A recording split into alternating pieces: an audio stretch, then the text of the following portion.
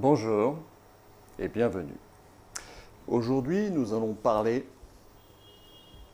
d'un phénomène très intéressant que les Chinois appellent, excusez-moi pour l'accent, Braidzhou.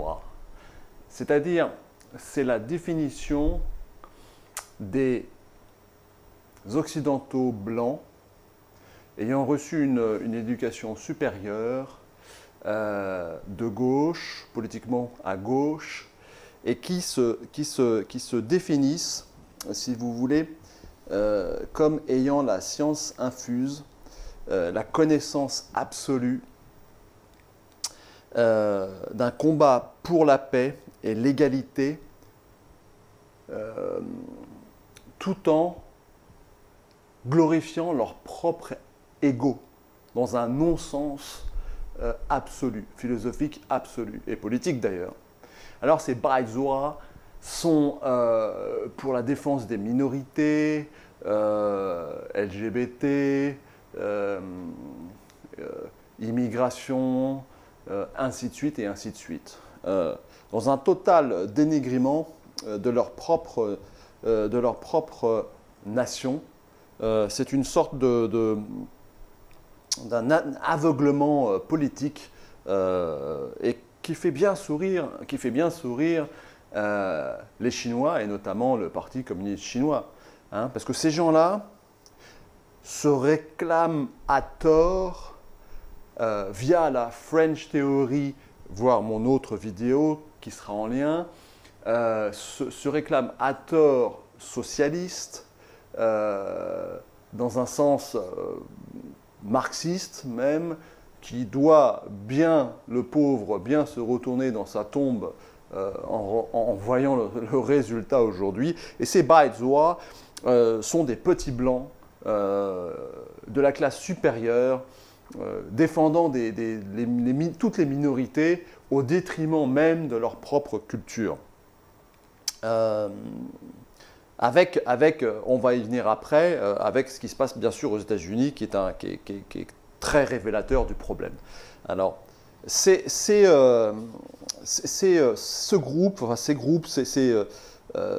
gens se réclament détenir la vérité.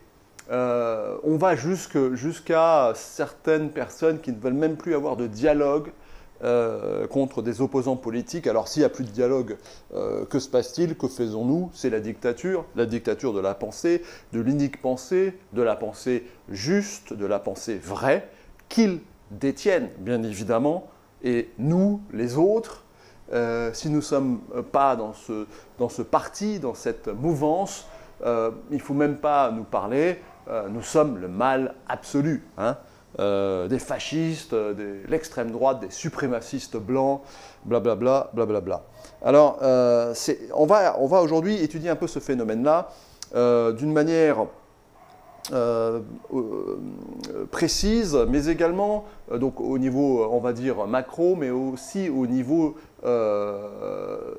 géopolitique et les avantages que la Chine en tire. Alors, ces gens-là se réclamant du marxisme, se réclamant du socialisme, proches des mouvements antifascistes, les antifas, sont dans un dénigrement déconstructif,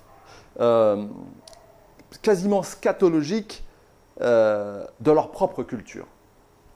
C'est des gens qui arrivent, vous savez, c'est tous ces mouvements où il faut s'excuser d'être blanc, il faut s'excuser d'être occidental, nous avons commis le mal, on met un genou à terre, Black Lives Matter, enfin toutes ces choses qui sont issues des campus américains via la French Theory, la déconstruction, le postmodernisme, etc.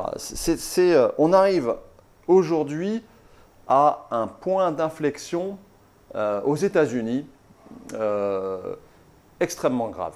On ne le réalise peut-être pas, sauf si vous suivez un peu sur certains réseaux. Il y a un risque de guerre civile aux États-Unis. Et ce n'est pas rien. C'est pas rien, parce que si les États-Unis s'écroulent, il va y avoir de grands changements géopolitiques dans le monde. De grands changements. Alors, ces mouvements qui sont certainement financés par différentes forces, différents acteurs. Alors, une fois de plus, moi je ne suis pas un complotiste, ce n'est pas un groupe satanique. Alors, on va en parler de ça après. Si on résume le monde entre les bons et les méchants, oui, bien évidemment, là, tout est possible. Hein. Il y a les gentils, il y a les méchants, mais ce n'est pas aussi simple. Hein. Ça serait bien pratique, mais c'est beaucoup plus complexe. Il y a des mouvements d'opportunisme. Chaque État voit une opportunité de garder le pouvoir. Chaque parti politique, plutôt, je veux dire, en place dans les États, cherche à garder son pouvoir. Il y a des jeux énormes. La Chine derrière. Voilà, il n'y a pas un complot organisé, prévu, médité. Ça n'existe pas. Hein. Ça, c'est des délires. C'est improuvable d'ailleurs. C'est pour ça que ça reste du complotisme. Hein. On ne peut jamais prouver un complot imaginaire, hein, puisqu'il n'existe pas. On peut juste le conceptualiser, l'imaginer et ensuite diffuser cette idée. Mais là, c'est différentes choses. Il y a différents partis, il y a différents mouvements. Il y a le reste sur les campus américains de la French Theory, de tous ces mouvements gauchisants qui se sont plus ou moins transformés, quand il y a eu la chute du mur, la fin du Parti communiste, la fin de l'Union soviétique, le communisme étant défait quelque part. Bon, mis à part en Corée du Nord, mais qui n'a rien à voir avec ça, hein, et quelques pays en Asie, comme le Vietnam ou autres, mais ce sont des régimes autoritaires, et la Chine, bien évidemment, mais ce sont des régimes autoritaires, et croyez-moi, les minorités n'ont qu'à bien se tenir, hein, dans ces pays-là. Mais en Occident, la fin du communisme a créé une sorte de panique pour ces mouvements, et ils se sont en quelque sorte adaptés et reconvertis dans la défense de la minorité, de toutes les minorités, les plus folles, les plus, enfin, je veux dire, avec également l'écologie qui devient quelque chose de totalement une dictature de la pensée, de l'écologie, et une fois de plus, tout cela, ces petits blancs gauchistes de classe supérieure bourgeoise vont jusqu'à dénigrer leur propre culture, leur propre histoire, tout est mauvais, patati patata. Donc je pense que c'est proche d'un problème psychologique, hein, scatologique pour moi, dans le sens que c'est un autosuicide. Hein. C'est quelque chose qui est extrêmement, bon, ça va être très intéressant à étudier d'un point de vue psychologique, mais bon, voilà, toujours est-il que ces mouvements en Europe sont relativement contrés, parce que il y a des gens comme Michel Onfray ou d'autres, hein, mais qui se disent de gauche, donc, mais qui ont compris la destruction de la vraie gauche, du vrai socialisme, et qui a été volé par ces mouvements-là, et qui s'en réclament à tort, hein, parce que ce n'est pas cela. Alors en Europe, on arrive encore à raisonner, même si en France, en cas particulier, on parlera du cas de M. Rissen, mis en prison pour des propos a priori d'incitation à la haine. Mais on va revenir sur ce double standard après le point numéro 1, qui est la définition des Baizois, de ces mouvements, de ces jeunes. Ce sont des jeunes, hein, en général, 20, 30 ans, 35 ans, qui vont dans des extrêmes avec ces femmes homosexuelles, qui vont jusqu'à haïr les hommes, dénigrer. Enfin, je veux dire, ça devient des cas pathologiques. Hein, ça devient des cas pathologiques, c'est des gens qui ont des problèmes et qui mettent en avant ces problèmes et qui essayent que leurs problèmes propres deviennent un standard intellectuel, philosophique, politique. C'est totalement fou. En Europe, on a encore quelques intellectuels qui peuvent parler. Bon, voilà. Mais aux États-Unis, il n'y a pas cet esprit intellectuel un peu, on va dire, hors classe, hors norme, qui ont leur mot à dire, etc. On ne les écoute pas. C'est vraiment un clivage. Il y a aux États-Unis, il est en train de se créer un clivage extrêmement dur, extrêmement dur.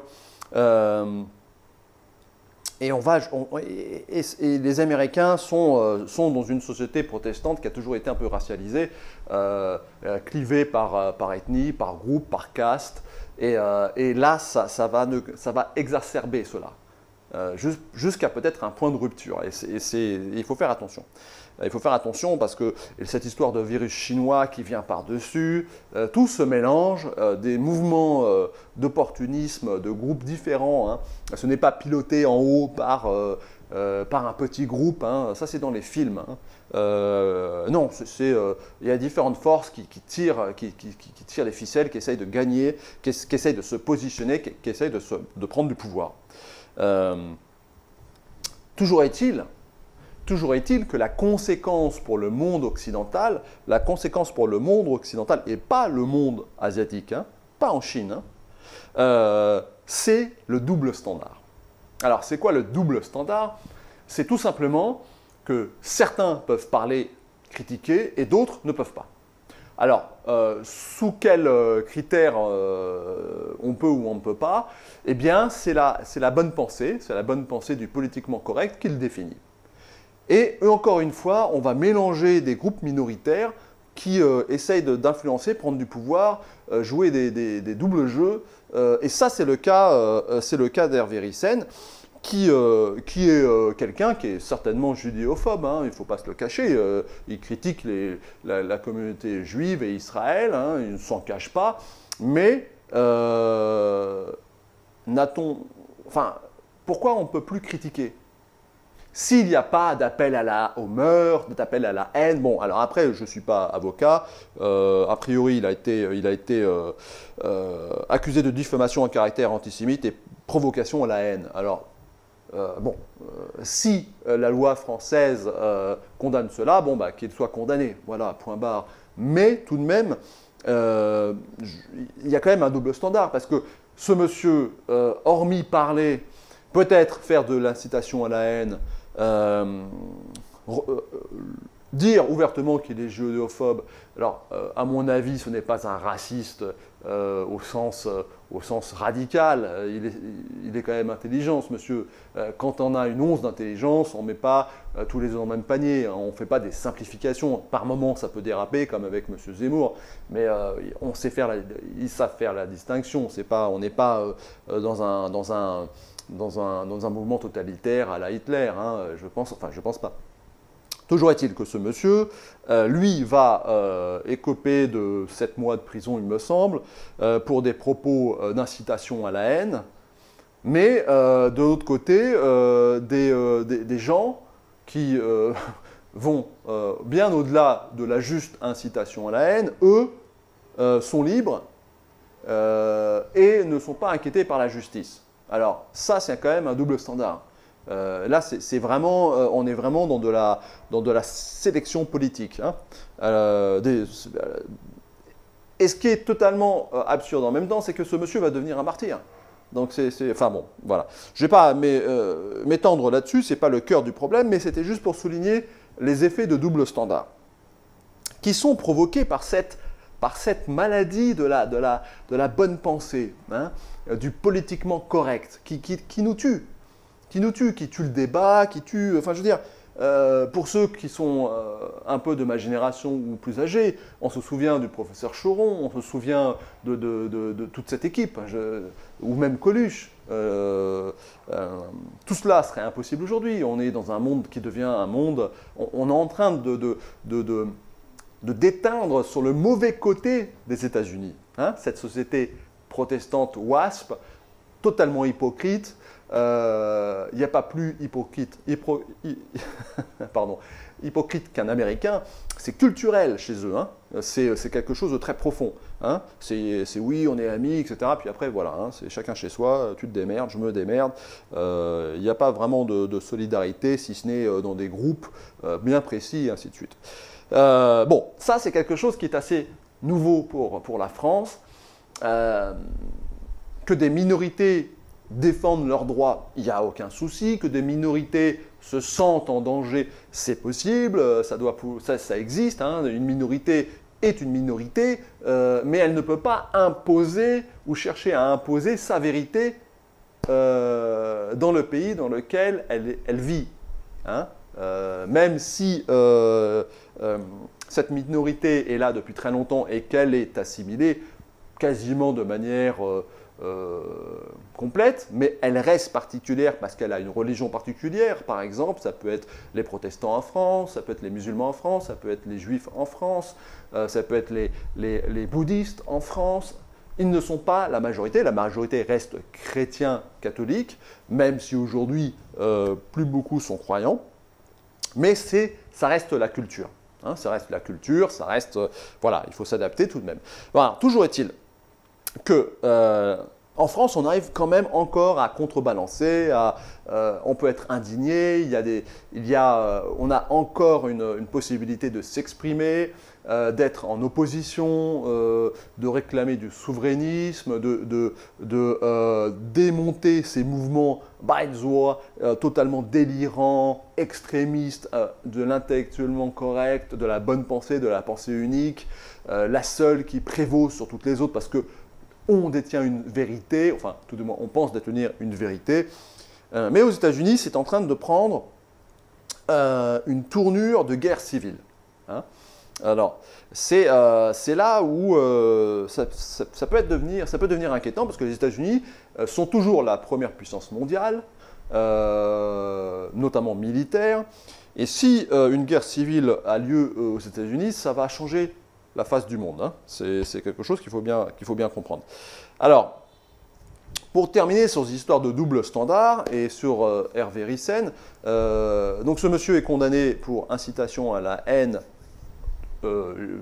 pour du judéophobisme. Je n'emploie pas le mot antisémite parce que les sémites regroupent plusieurs ethnies. Enfin, je veux dire, un sémite peut être musulman, donc ça n'a aucun sens. Antisémite, c'est totalement idiot, donc autant dire judéophobe.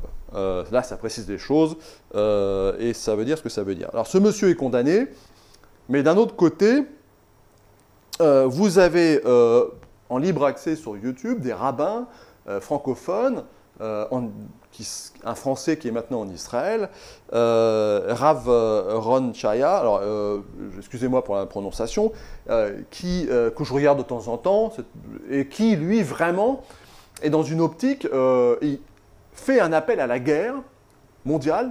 Hein, vous savez, c'est l'apocalypse, hein, c'est le combat final. Donc le vrai Messie des Juifs reviendra, etc. L'établissement d'Israël, et ainsi de suite. Hein. Alors tout ça, c'est de la religion, c'est du mythe. Bien évidemment, ce n'est pas du tout scientifique, ça n'arrivera jamais, hein, sauf à le croire. Donc si vous voulez y croire, c'est libre à vous d'y croire. Mais toujours est-il que ce monsieur, dans ce mythe de Gog et Magog, fait quasiment l'apologie de la guerre et fait des appels à prier pour que la guerre s'enclenche. Alors si ça, c'est pas de l'appel à la haine, dans le sens où religieusement, il pense que le monde occidental doit se détruire dans une guerre contre le monde oriental, hein, c'est les chrétiens contre les musulmans en gros, hein, pour faire simple, et que cela va aller au bénéfice de l'établissement d'Israël. C'est quand même là aussi quelque chose sur lequel on peut s'interroger. Si ça, c'est pas de l'appel à la haine, c'est quoi? Vouloir la guerre, vouloir la mort, vouloir la destruction de l'Occident? Bon, c'est quand même très particulier, hein, ce deux poids, deux mesures. Hein. Alors, bien évidemment, il y a l'histoire qui joue, il y a du lobbying, bon, tout ce que vous voulez. Mais voilà, il y a quand même un double standard. Hein. C'est pas, il faut juste le comprendre. Maintenant, je ferme cette parenthèse et je vais parler vraiment du cœur du sujet, de la géopolitique et de ce qui se passe aux États-Unis. Ce qui se passe aux États-Unis est très grave. Vous avez des mouvements vraiment profonds, alimentés. Alors là, on va rentrer dans la géopolitique.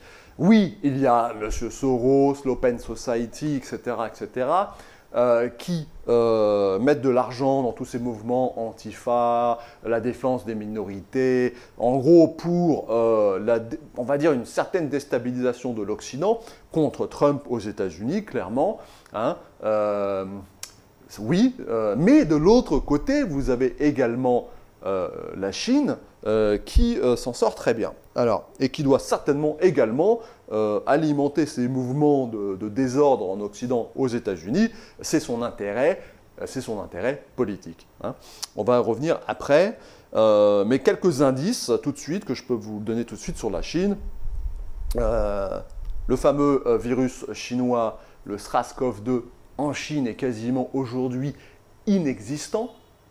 Hein, il y a, je crois, 10 cas par-ci, 10 cas par-là, importés, plus de cas locaux, plus de morts, alors qu'on compte les morts par centaines de milliers dans le monde occidental, Amérique du Nord, Amérique du Sud, Europe, des millions de cas positifs. Alors ça, on peut en reparler des cas positifs parce que si on est positif et porteur sain, je veux dire, bon,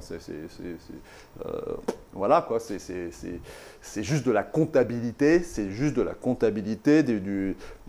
pour essayer de faire peur peut-être, pour contrôler. Enfin, il y a d'autres forces qui jouent sans doute, hein, ou la Chine d'ailleurs.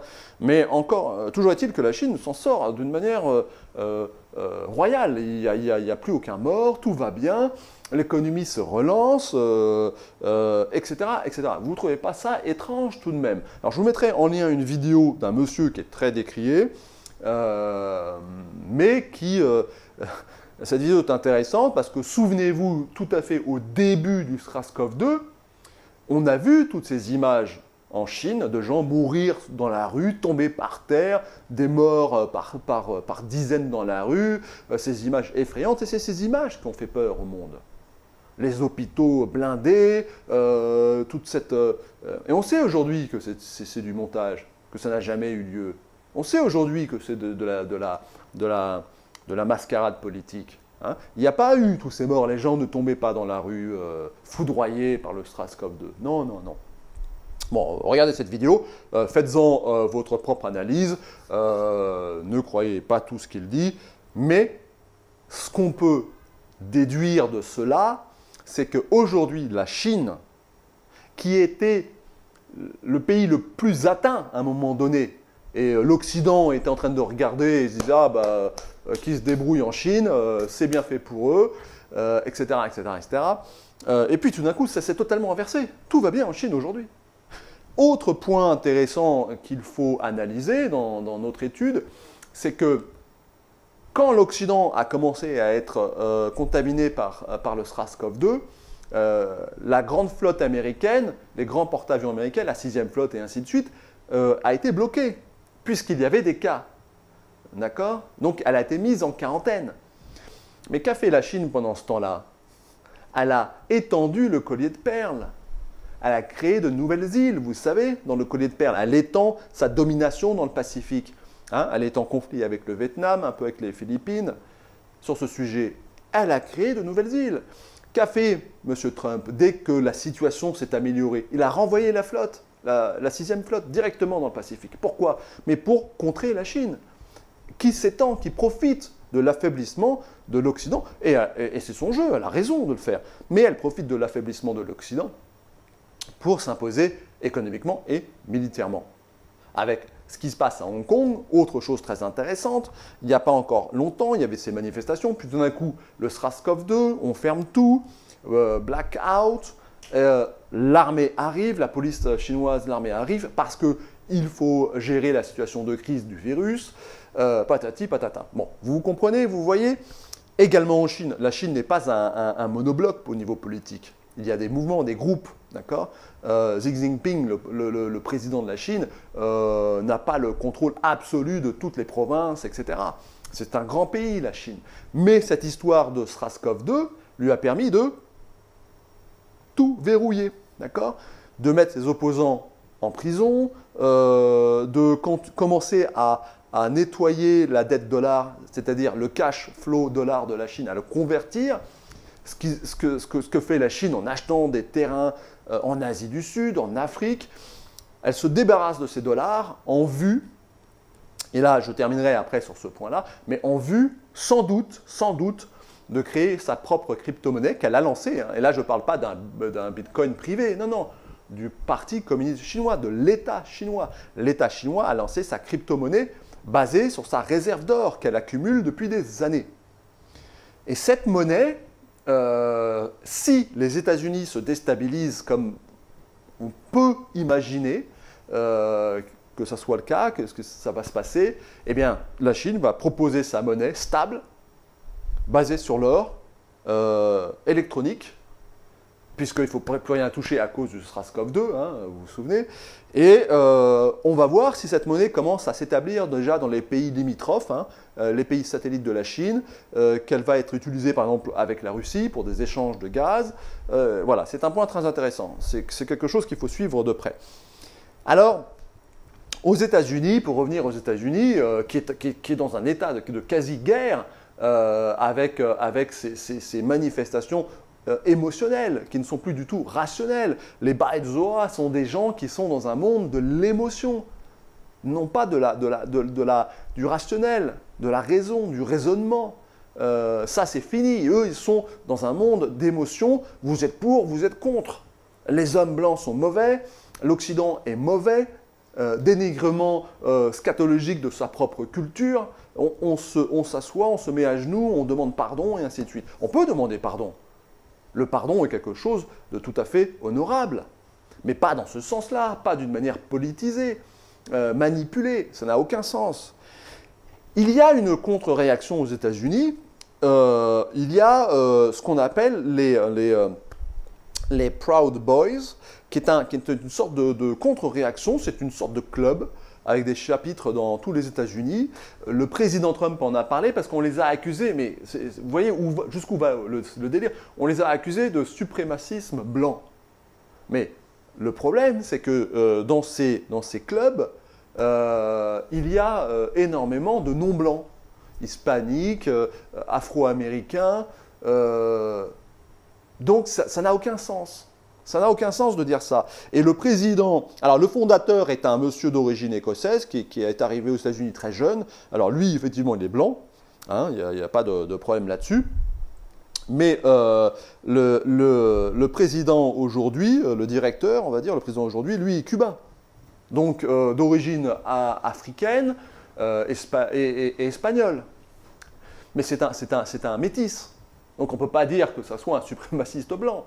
Et je vous mettrai une vidéo également en lien où on voit, il est interviewé et vraiment le journaliste essaye, tant bien que mal, mais lui il a l'intelligence et le recul pour se défendre, mais le journaliste est réellement parti pris. Il veut lui faire dire que son club, ce mouvement est un mouvement raciste et ainsi de suite. Mais non, ce sont juste des nationalismes, des gens qui sont fiers d'être américains. Voilà, et qui réclame, alors je vous le lis parce que ça, moi, je ne le connais pas, hein, c'est quelque chose qui est très américain, qui n'est pas forcément compatible avec l'Europe, hein, ça, il faut le comprendre, mais bon, il réclame un gouvernement minimal, une liberté maximum, plus ou pas de politiquement correct, la lutte contre la drogue, le trafic de drogue, la mafia, en gros, le contrôle des frontières, la lutte contre le clivage racialiste, qui existe et qui est très fort aux États-Unis, et que les mouvements Baïdzoa, de la déconstruction, ces mouvements amènent et veulent. Les Black Lives Matter, ce n'est que ça. Je suis noir, donc je compte, mais ils ne résonnent pas au niveau national, ils ne résonnent pas au niveau comme nous en France, avec la République française. La France n'est pas une race, les États-Unis n'est pas une race. Bon. Donc anti-clivage racialiste, anti-racisme, liberté de parole, donc ça c'est l'amendement numéro 1, la liberté de parole politique. Hein.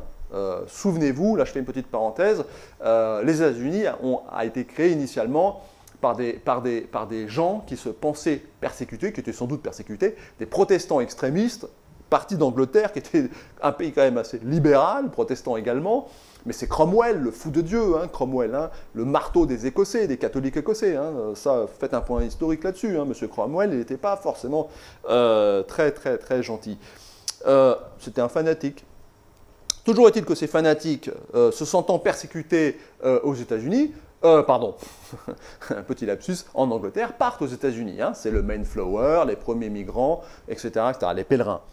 Mais là, il faut voir le très bon documentaire de Oliver Stone, quelqu'un que j'aime beaucoup. Oliver Stone, je vous mettrai les liens, c'est une autre histoire de l'Amérique. Et là, il explique de manière vraiment très claire que les Américains, les héritiers de cette culture de gens se pensant persécutés, a créé une paranoïa.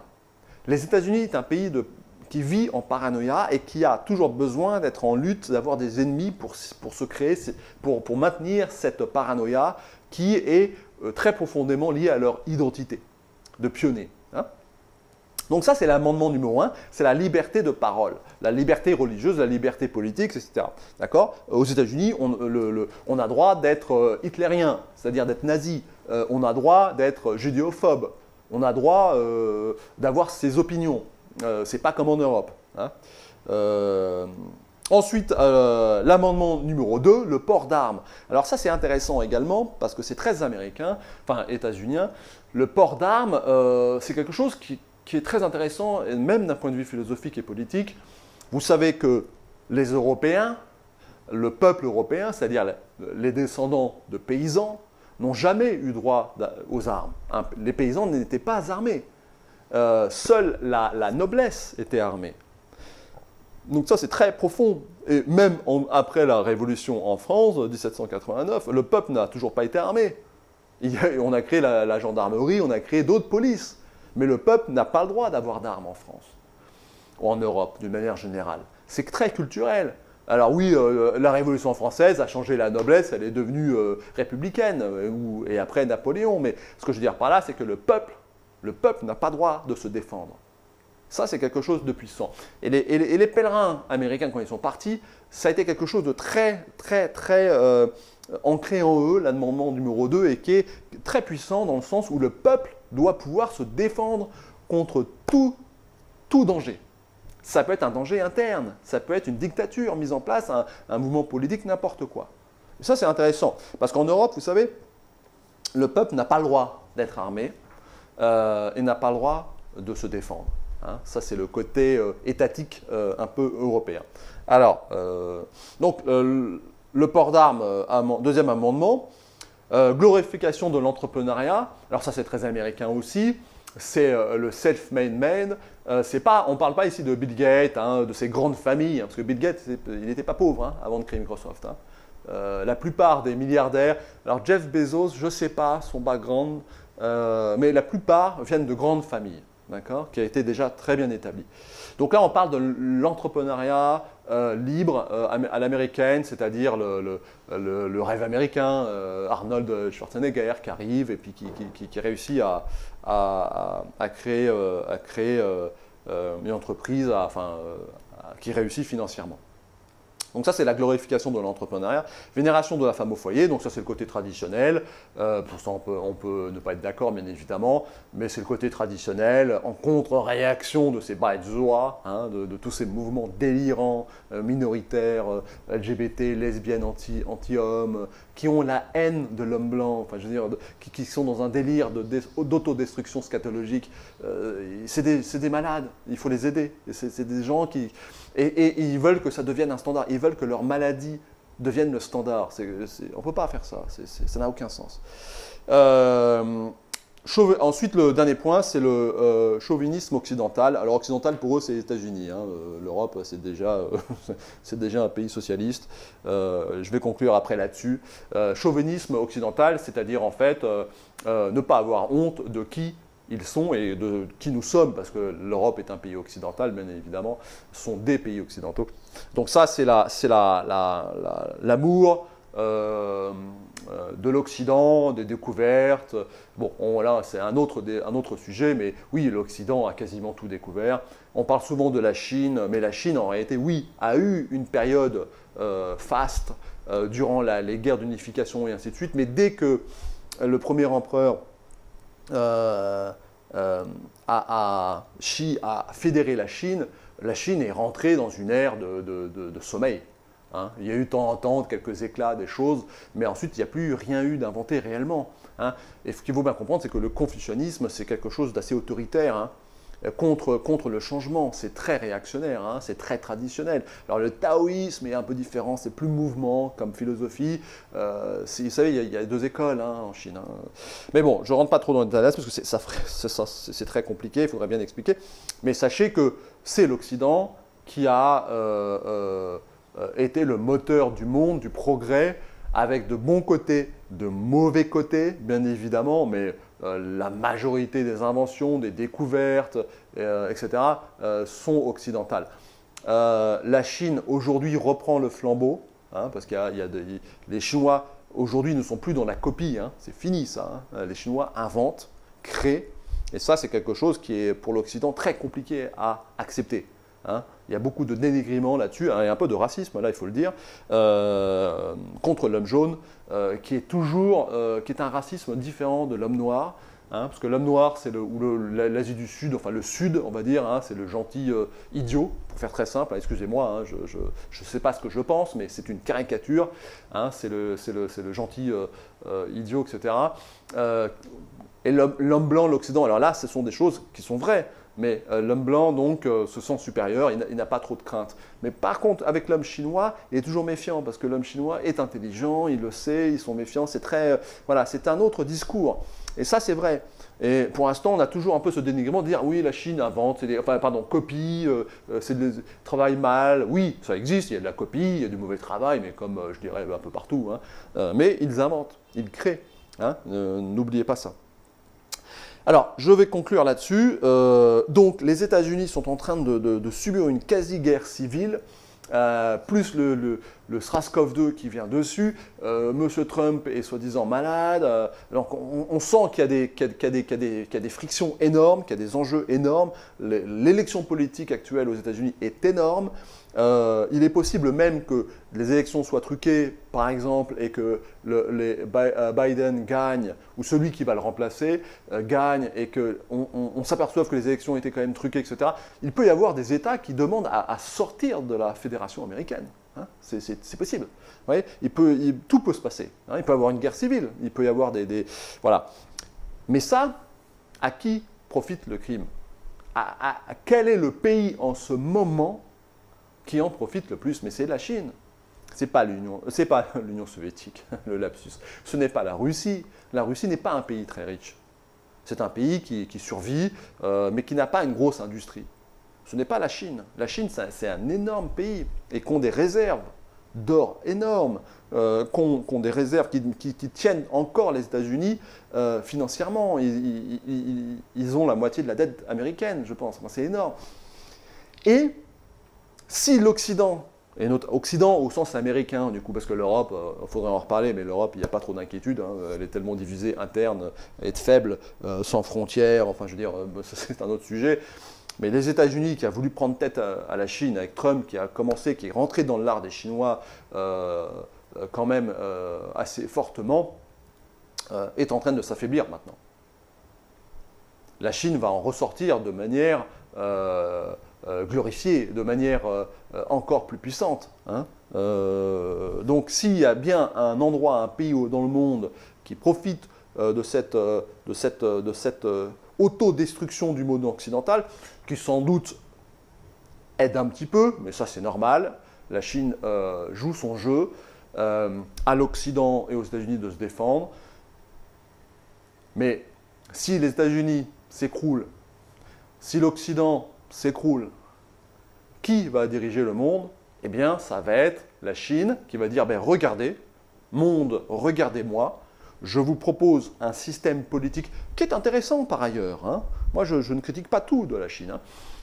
qui propose un système politique qui est ni du capitalisme ni du communisme, c'est une sorte de capitalisme étatique contrôlé, avec, une fois de plus, je le dis, des choses intéressantes. Enfin, ce n'est pas une démocratie, hein, d'accord? C'est le contrôle total, totalitaire même.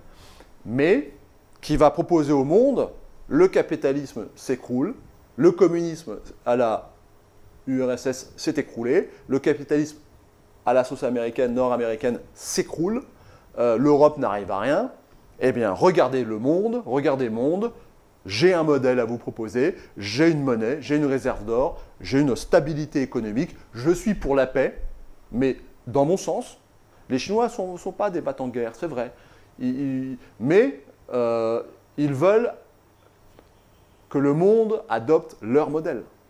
Et ce modèle-là n'est pas forcément celui que l'Occident souhaite réellement. Mais voilà un peu les enjeux géopolitiques, à mon sens. Hein, je peux tout à fait me tromper.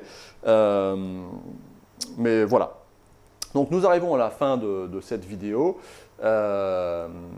J'espère que vous avez appris des choses, tout le moins peut-être pas appris, mais vous avez des pistes d'études pour vous permettre d'aller plus loin sur ce sujet, sur ce dénigrement, sur ce auto-suicide scatologique occidental, avec ce mouvement Mazoua que les Chinois décrivent parfaitement et qui doit bien les faire rire, ou tout le moins bien les faire sourire, de voir le monde occidental s'auto-détruire de cette façon.